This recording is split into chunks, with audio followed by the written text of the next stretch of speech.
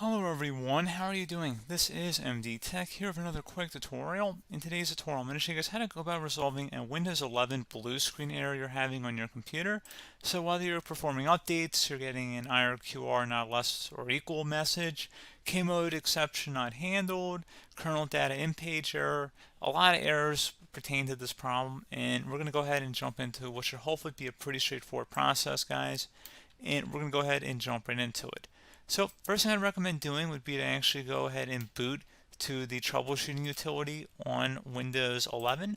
So if you do a hard power off 3 times in a row, Windows should automatically attempt to launch the starter prepared utility. And if it doesn't find anything, it will give you the option to select advanced settings, in which case it will take you to a screen that looks like this.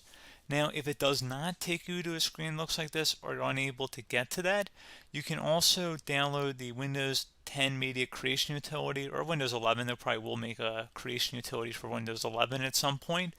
And it doesn't really matter, you can actually run the Windows 10 utility on Windows 11 as far as I'm aware. And you should be able to run the troubleshooting utilities built in within it. So you just would go ahead and download it to an ISO file and then burn it to a DVD or USB. It'd have to be about 4 gigabytes or more. It couldn't be a small USB flash drive, and it couldn't be a CD. It'd have to be a DVD. And then you boot your computer from it. So depending on the computer manufacturer, you'd have to tap a different key on your keyboard in order to launch that menu, in order to select what boot drive you want to go off of. So it could be anything between the escape key, F2, F8, F12, for example, and those are the function keys on the top of your keyboard. So you may have to just do a little bit of trial and error. Shouldn't take you more than a couple minutes. Googling it would probably be best before you even begin. But anyway, we're ready to go ahead and jump right into it. So we're on the choose an option page. So these will look very similar whether you're booting from it directly within Windows itself, or if you're plugged in a USB flash drive with the media creation utility installed and you selected the recovery option. So when you are setting up your Windows 11 installation or Windows 10, depending on the drive you're using, there should be an option to repair your computer in the bottom left corner of the dialog window, one of the first screens that comes up. You go ahead and select that, and then it would take you to a troubleshooting screen like you see here. And you want to go ahead and select troubleshoot, reset your PC, or see advanced options. And then there are going to be a whole bunch of options in here that we're going to explore in today's video. The first one, we're going to actually go underneath advanced options, and then select startup prepare, fix problems that keep Windows from loading. So go ahead and select that first.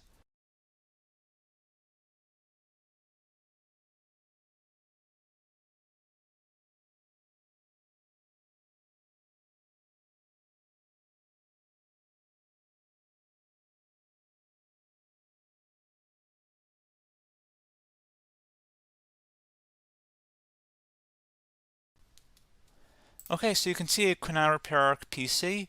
That was our first option we could try.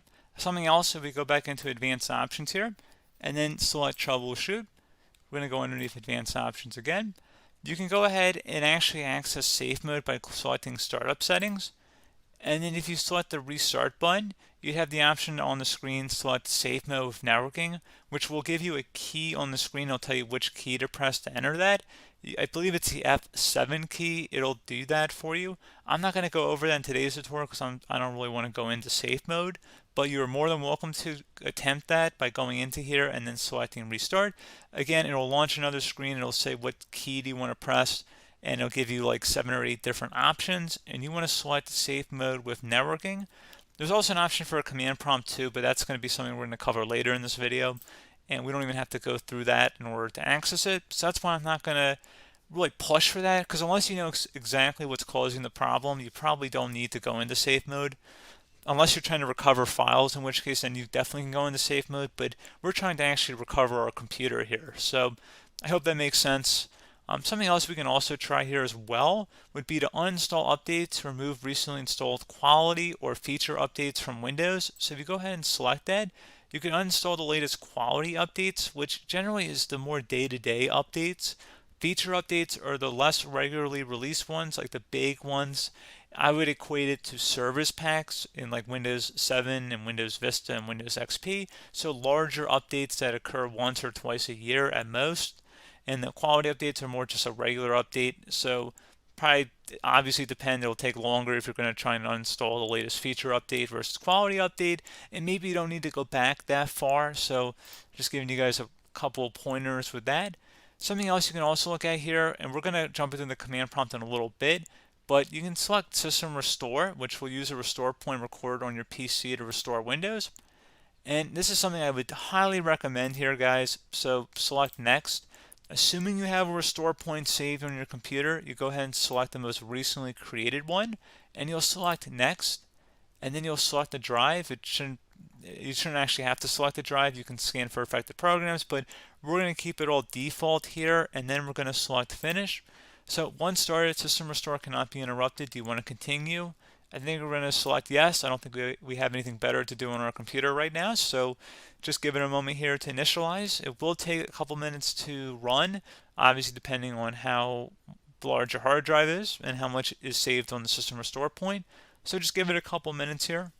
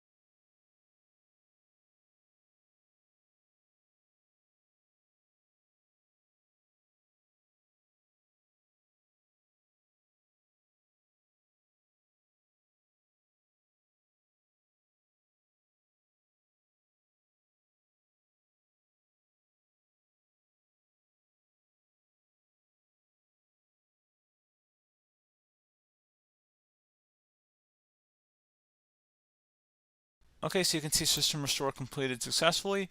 The system has been restored. Your documents have not been affected. Click the restart button to restart your computer. Go ahead and select restart.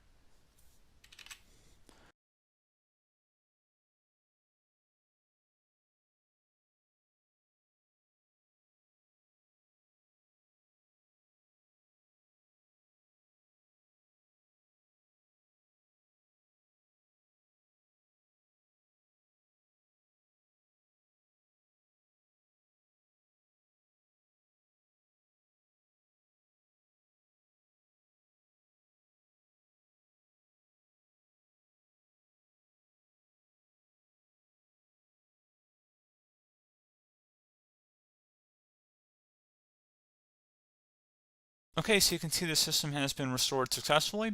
We're going to go over a couple different methods in addition to that if that did not work. So I'm just going to pause the video and we're going to start back on the recovery screen that we started with. Okay, so a couple other things we can try here too. If you go back into troubleshoot, you can select reset your PC, while you choose to keep or remove your personal files and then reinstalls Windows. You can select to keep my files, which will remove apps and settings but keeps your personal files. You can also select remove everything. which will remove all of your personal files, apps, and settings. So this is more of a factory reset, the second option here. First option, it should not delete all of your personal files. However, it will pretty much clear most of your programs, and keep in mind, there's no guarantee that your information, number one, is even still available and easily recoverable on your computer to the point that you actually would be able to recover anything.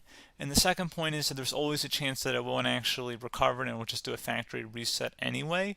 So there's no guarantee that actually would keep your files anyway. So I would recommend trying to get a recovery tool and backing that up first before selecting it anyway.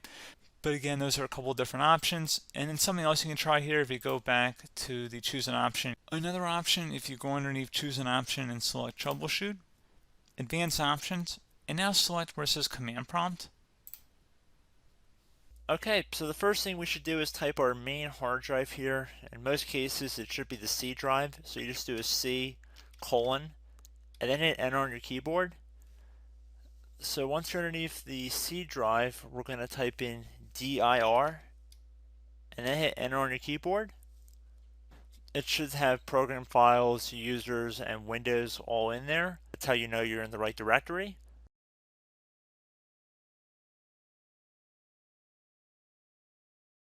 In some cases, it might be the D drive as well, so just keep that in mind.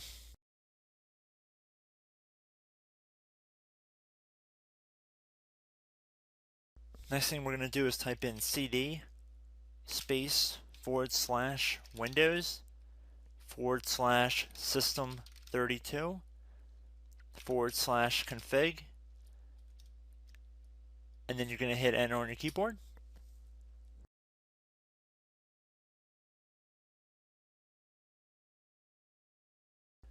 So now you're going to type md space backup. If you've seen other tutorials, it might also say to put down md backup. That's because the backup name is pretty common when you want to back something up. So you can name this whatever you want, doesn't have to be backup. So if you've already made a backup folder in the past, you could do backup 1, for example. So once you're done setting the name you want the backup to be called, hit enter on your keyboard again.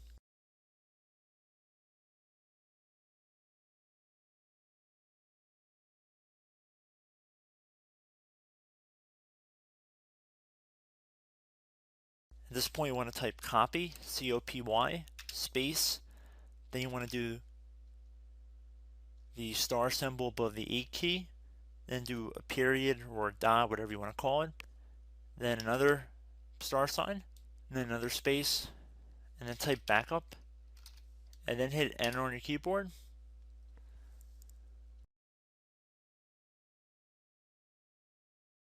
Now you want to type cd reg back, R-E-G-B-A-C-K, and then hit enter on your keyboard. So now that we are under the reg back, so now you want to type dir again, and then hit enter.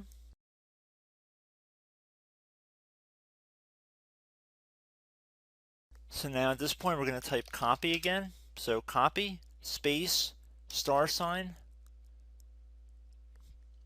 dot, another star sign, space, and then 2 dots. So we're going to type copy, space, star sign, dot, sign, star sign,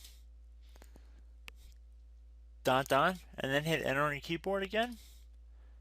So for overwrite, you want to overwrite all. So type A on your keyboard, so capital A, and then hit enter on your keyboard.